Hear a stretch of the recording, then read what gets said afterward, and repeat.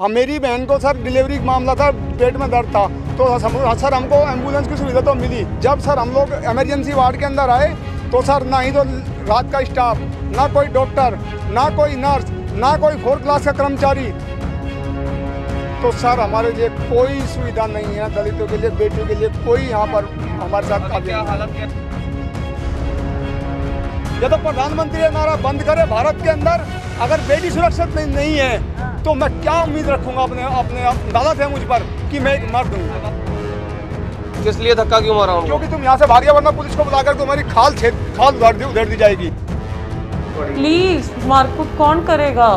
इदा तो मैं कुछ कह दिंदी हां, तुसीं उत्ते यकीन कर लोगे।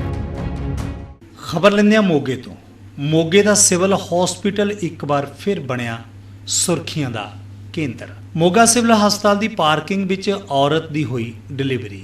ਇਸ ਤੋਂ ਪਹਿਲਾਂ 2 ਦਫਾ ਸਿਵਲ ਹਸਪੀਟਲ ਮੋਗਾ ਵਿੱਚ ਹੋ ਚੁੱਕੀ ਹੈ ਫਰਸ਼ ਤੇ ਹੀ ਡਿਲੀਵਰੀ। ਪਰਿਵਾਰਕ ਮੈਂਬਰਾਂ ਦਾ ਆਰੋਪ ਹੈ ਕਿ ਫਰੀਦਕੋਟ ਰੈਫਰ ਕਰਨ ਤੋਂ ਬਾਅਦ ਕਿਸੇ ਨੇ ਉਹਨਾਂ ਦਾ ਹੱਥ ਨਹੀਂ ਫੜਿਆ ਤੇ ਨਾ ਹੀ ਡਾਕਟਰ ਨੇ ਤੇ ਨਾ ਹੀ ਐਂਬੂਲੈਂਸ ਨੇ। ਇੱਥੋਂ ਤੱਕ ਕਿ ਸਿਵਲ ਹਸਪਤਾਲ ਦੇ ਕਰਮਚਾਰੀਆਂ ਦੁਆਰਾ ਉਹਨਾਂ ਦੀ ਮਾਰ ਕੁਟਾਈ ਵੀ ਕੀਤੀ ਗਈ।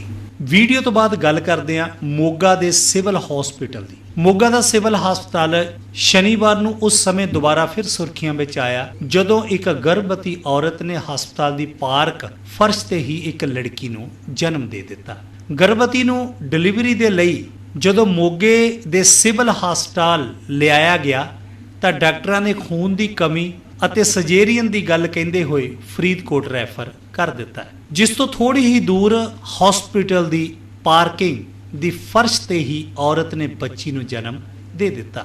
ਇਹ ਜਾਣਕਾਰੀ ਦਿੰਦੇ ਹੋਏ ਗਰਭਵਤੀ ਔਰਤ ਦੇ ਭਰਾ ਅਤੇ ਪਤੀ ਨੇ ਦੱਸਿਆ ਹੈ ਕਿ ਇੱਕ ਤਰਫ ਤਾਂ ਪੰਜਾਬ ਸਰਕਾਰ ਔਰ ਕੇਂਦਰ ਸਰਕਾਰ ਬੇਟੀ ਬਚਾਓ ਬੇਟੀ ਪੜਾਓ ਦਾ ਨਾਰਾ ਲਗਾ ਰਹੀ ਹੈ ਤੇ ਦੂਸਰੇ ਪਾਸੇ ਦਲਿਤ ਪਰਿਵਾਰ ਦੇ ਨਾਲ ਸੰਬੰਧਿਤ ਗਰਭਵਤੀ ਔਰਤ ਨੂੰ ਹਸਪਤਾਲ ਪ੍ਰਸ਼ਾਸਨ ਦੁਆਰਾ ਕਿਸੇ ਵੀ ਤਰ੍ਹਾਂ ਦੀ ਦੇਖ ਰੇਖ ਹੇਠ ਨਹੀਂ ਲਿਆ ਗਿਆ। ਉਹਨਾਂ ਨੇ ਦੱਸਿਆ ਕਿ ਅਸੀਂ ਸਵੇਰੇ 5 ਵਜੇ ਦੇ ਕਰੀਬ ਇੱਥੇ ਆਏ ਸੀ ਔਰ ਡਾਕਟਰਾਂ ਨੇ ਕਿਹਾ ਕਿ ਇਸ ਦਾ ਖੂਨ ਬਹੁਤ ਘੱਟ ਹੈ, ਇਸ ਦੇ ਚੱਲਦੇ ਇਹਨਾਂ ਨੂੰ ਫਰੀਦਕੋਟ ਰੈਫਰ ਕਰ ਦਿੱਤਾ ਗਿਆ। ਲੇਕਿਨ ਉਹਨਾਂ ਦੀ ਭੈਣ ਦੀ ਡਿਲੀਵਰੀ ਪਾਰਕ ਦੇ ਫਰਸ਼ ਤੇ ਹੀ ਹੋ ਗਈ। ਇੱਥੋਂ ਤੱਕ ਕਿ ਉਹਨਾਂ ਨੇ ਕਿਹਾ ਕਿ ਫਰਸ਼ ਤੇ ਗਿਰਿਆ ਹੋਇਆ ਖੂਨ ਮੌਜੂਦਾ ਕੁੱਤੇ ਵੀ ਖਾ ਰਹੇ ਨੇ। ਉਹਨਾਂ ਨੇ ਕਿਹਾ ਕਿ ਭੈਣ ਨੂੰ ਫਰੀਦਕੋਟ ਰੈਫਰ ਤਾਂ ਕਰ ਦਿੱਤਾ ਗਿਆ ਸੀ ਪਰ ਧੱਕੇ ਦੇ ਨਾਲ ਇੱਕ ਕਾਗਜ਼ ਤੇ ਅੰਗੂਠਾ ਲਗਵਾ ਲਿਆ।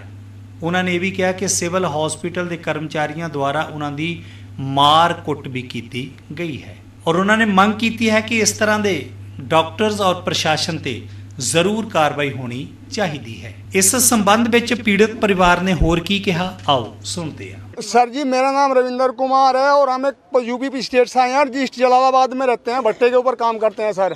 और हम लोग दलित है, लेबर कास्ट है सर। हम मेरी बहन को सर डिलीवरी का मामला था, पेट में दर्द था, तो सर हमको एम्बुलेंस की सुविधा तो मिली, परंतु सब हम जब सर हम लोग इमरजेंसी वार्ड के अंदर आए तो सर ना ही तो रात का स्टाफ, ना कोई डॉक्टर, ना कोई नर्स, ना कोई 4th क्लास का कर्मचारी, हमें सर कोई सुविधा नहीं ली। और हमने अपनी बेटी को जब काफ़ी दिक्कत हुई और बच्चा यहाँ फ्लोर के ऊपर जहाँ चाहे हम खड़े हुए हैं सर, जब कुत्तों ने खून पिया तो मैं स्ट्रेचर इमरजेंसी स्ट्रेचर निकाल के लाया और पब्लिक ने साथ दिया कि चलो प्राइवेट हॉस्पिटल के अंदर चलते हैं। तो सर हमारे लिए कोई सुविधा नहीं है, दलितों के लिए, बेटियों के लिए कोई यहाँ पर हमारे साथ काबिल नहीं है। हालत क्या है उसकी आपकी? सर हमें तो ये भी नहीं पता हमारी बेटी कहाँ है, हमारी बच्ची कहाँ है। क्या हुआ क्या था? कितने बजे आए थे सुबह? सर 5 बज करके 3 मिनट पर। तो क्या हुआ, क्या किस यहाँ पे आए हो? आप बोल रहे हो कुत्तों ने खून पिया है? हाँ सर, बेटी को जन्म दिया यहाँ पर फ्लोर के ऊपर सर, हम तो यहाँ पर जन्म दिया। अब सर वीडियो है सर हमारे पास, में वीडियो देख लीजिए। कुत्तों ने कहना तो ये है कि डॉक्टर ने आपको रेफर कर दिया था फरीदकोट। हाँ सर फरीदकोट बोल रहा है, ब्लड है, देख लीजिए सर, ये रहा सर, ये देखिए सर, इसकी कॉपी है सर हमारे पास में। और इस संबंध में सर मैंने लेटर भी दिया है समो साहब को। एक लड़की के गुट्ठा लगवा के कहता चले जाओ, ना कोई गाड़ी आई ना कोई ऐसे भेज दिए। जी सर। तो क्या मांग क्या करते हो? सर हम ये मांग करते हैं कि ऐसे डॉक्टर और ऐसा प्रशासन और शासन ऐसा नहीं होना चाहिए। बेटी या तो बेटियों के लिए अन्याय, या तो प्रधानमंत्री ये नारा बंद करे भारत के अंदर, अगर बेटी सुरक्षित नहीं है तो मैं क्या उम्मीद रखूंगा अपने अपने दादा थे मुझ पर कि मैं एक मर्द हूँ। जब आपको फरीदकोट के लिए रेफर किया तो आप कोई गाड़ी नहीं आई। कोई गाड़ी नहीं सर, कोई सुविधा नहीं। धक्के देखिए सर, धक्का मार करके स्टाफ ने सर, किसने मारा धक्का? स्टाफ के अंदर से जो लोग इमरजेंसी में बैठे हुए थे सर। देखिए सर, किस लिए धक्का क्यों मारा उनको? क्योंकि तुम यहाँ से भाग गया, वरना पुलिस को बुलाकर तुम्हारी खाल उधेड़ दी जाएगी। मेरे घर वाली है, क्या हुआ था सारी घटना? उसके बच्चा होने वाला था। तो फिर उसने 5:30 बजे आए थे ना, 5:03 पे। तो उसने डॉक्टर ने एक लेडीज से लिखा के वो अंगूठा लगवा लिया।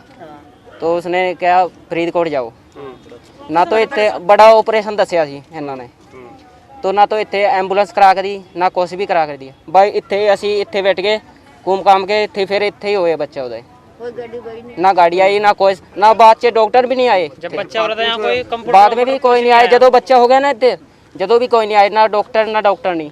पार्किंग जो है बच्चा? हाँ जी, पार्किंग होया। कितने लगे बाद च बस फिर तो उत्थे लेके गए, इतने चक के ते कौन लेके गए? तो ਜਦੋਂ ਪੂਰਾ ਅਸੀਂ ਲੈ ਕੇ ਗਏ। किथे लेके गए?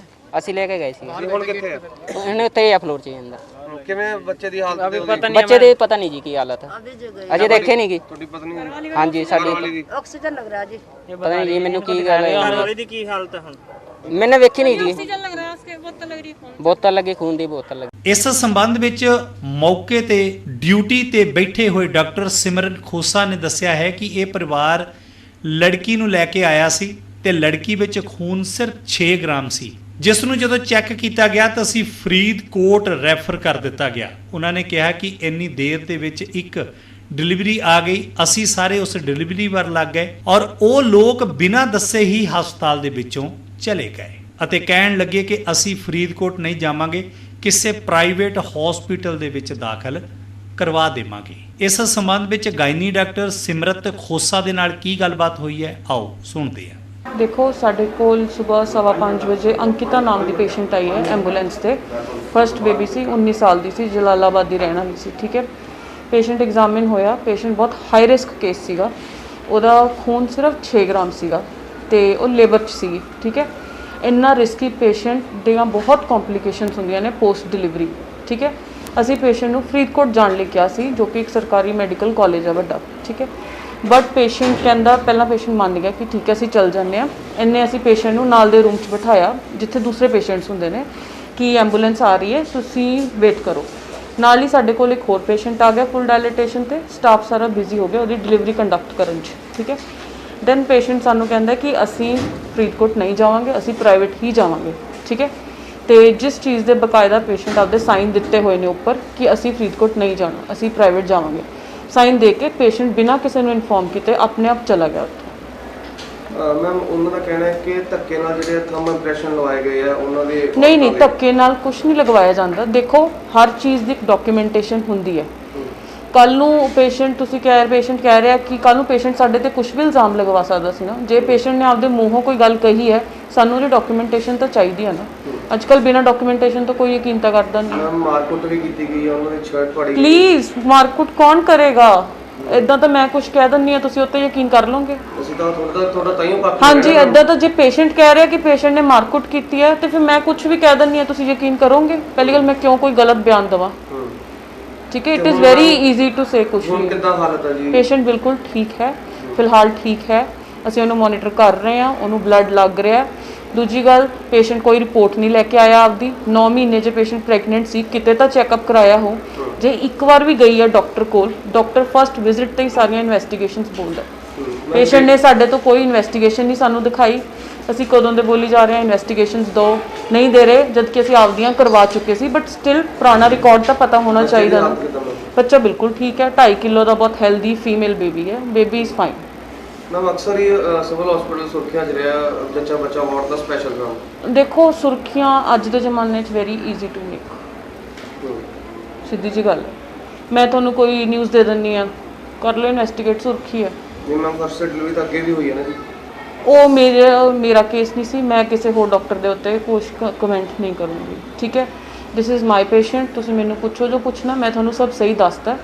ਪੇਸ਼ੈਂਟ ਦੀ ਇਸ ਟਾਈਮ ਕੀ ਹਾਲਤ ਆ, ਸਾਡੀ ਫਾਈਲ ਸਭ ਬੋਲ ਰਹੀ ਹੈ, ਡਾਕਟਰ ਸਾਰੇ ਦੇਖ ਰਹੇ ਨੇ। ਅਸੀਂ ਸਵੇਰ ਦੇ ਉੱਪਰ ਹੀ ਪੇਸ਼ੈਂਟ ਦੇ ਕੋਲ ਬੈਠੇ ਹਾਂ। ਮੌਜੂਦਾ ਹਾਲਾਤਾਂ ਤੇ ਨਜ਼ਰ ਮਾਰੀਏ ਤਾਂ ਇਨਸਾਨ ਤਰ੍ਹਾਂ-ਤਰ੍ਹਾਂ ਦੀਆਂ ਬਿਮਾਰੀਆਂ ਨਾਲ ਜੂਝ ਰਿਹਾ ਹੈ। ਇਨਸਾਨ ਬਿਮਾਰੀਆਂ ਤੋਂ ਛੁਟਕਾਰਾ ਪਾਉਣ ਲਈ ਤਰ੍ਹਾਂ ਦੇ ਉਪਰਾਲੇ ਵੀ ਕਰਦਾ ਹੈ। ਔਰ ਜਿਵੇਂ ਤੁਹਾਡੇ ਦੁੱਖਾਂ ਨੂੰ ਮੱਦੇਨਜ਼ਰ ਰੱਖਦੇ ਹੋਏ ਇਸ ਤੋਂ ਪਹਿਲਾਂ ਫੀਰ ਲੀਫ ਆਇਲ ਤਿਆਰ ਕੀਤਾ ਗਿਆ, ਜਿਸ ਦੁਆਰਾ 125 ਬਿਮਾਰੀਆਂ ਦਾ ਇਲਾਜ ਕੀਤਾ ਗਿਆ। ਤੇ ਹੁਣ ਇੱਕ ਹੋਰ ਪ੍ਰੋਡਕਟ ਤੁਹਾਨੂੰ ਦੁੱਖਾਂ ਤੋਂ ਨਿਜਾਤ ਦਿਵਾਉਣ ਲਈ ਹਾਜ਼ਰ ਹੈ, ਫੀਰ ਲੀਫ ਪਾਵਰ, ਜਿਸ ਦੇ ਨਾਲ ਤਰ੍ਹਾਂ ਦੀਆਂ ਕਮਜ਼ੋਰੀਆਂ ਨੂੰ ਦੂਰ ਕੀਤਾ ਜਾ ਸਕਦਾ ਹੈ, ਜਿਵੇਂ ਮਰਦਾਨਾ ਕਮਜ਼ੋਰੀ, ਅੰਤੜੀਆਂ ਦੀ ਸੋਜਿਸ਼, ਪਿਸ਼ਾਬ ਵਿੱਚ ਜਲਣ, ਦਿਲ ਦੀ ਕਮਜ਼ੋਰੀ, ਖੂਨ ਦੀ ਕਮੀ ਅਤੇ ਦਿਮਾਗ ਨੂੰ ਤੇਜ਼ ਕਰਦਾ ਹੈ। ਅਲੱਗ-ਅਲੱਗ ਲੈਬੋਰਟਰੀਆਂ ਤੋਂ ਆਯੁਰਵੈਦਿਕ ਮਾਹਰਾਂ ਦੁਆਰਾ ਟੈਸਟ ਹੋ ਕੇ ਆਪ ਸਭ ਦੇ ਰੂਬਰੂ ਹੈ, ਔਰ ਜਿਸ ਦੇ ਵਿੱਚ ਕਈ ਤਰ੍ਹਾਂ ਦੀਆਂ ਆਯੁਰਵੈਦਿਕ ਜੜੀਆਂ ਬੂਟੀਆਂ ਅਤੇ ਕਈ ਤਰ੍ਹਾਂ ਦੇ ਭਸਮ ਮਿਲਾ ਕੇ ਤਿਆਰ ਕੀਤਾ ਗਿਆ ਹੈ। ਉਹ ਨੌਜਵਾਨਾਂ ਲਈ ਬੜਾ ਵਰਦਾਨ ਸਿੱਧ ਹੋ ਰਿਹਾ ਹੈ ਜੋ ਨੌਜਵਾਨ ਮਰਦਾਨਾ ਕਮਜ਼ੋਰੀ ਨਾਲ ਜੂਝ ਰਹੇ ਨੇ। ਉਹ ਹੁਣ ਫੀਰ ਲੀਫ ਪਾਵਰ ਦਾ ਇਸਤੇਮਾਲ ਕਰਨ ਤੋਂ ਬਾਅਦ ਦੁਬਾਰਾ ਖੋਈ ਹੋਈ ਮਰਦਾਨਾ ਤਾਕਤ ਨੂੰ ਹਾਸਲ ਕਰ ਸਕਦੇ ਨੇ। ਇਹ ਮੈਡੀਸਨ 100% ਆਯੁਰਵੈਦਿਕ ਹੈ, ਇਸ ਦਾ ਕੋਈ ਵੀ ਸਾਈਡ ਇਫੈਕਟ ਨਹੀਂ ਹੈ। ਤੁਸੀਂ ਵਧੇਰੇ ਜਾਣਕਾਰੀ ਲਈ ਸੰਪਰਕ ਕਰ ਸਕਦੇ ਹੋ 94 784 84087।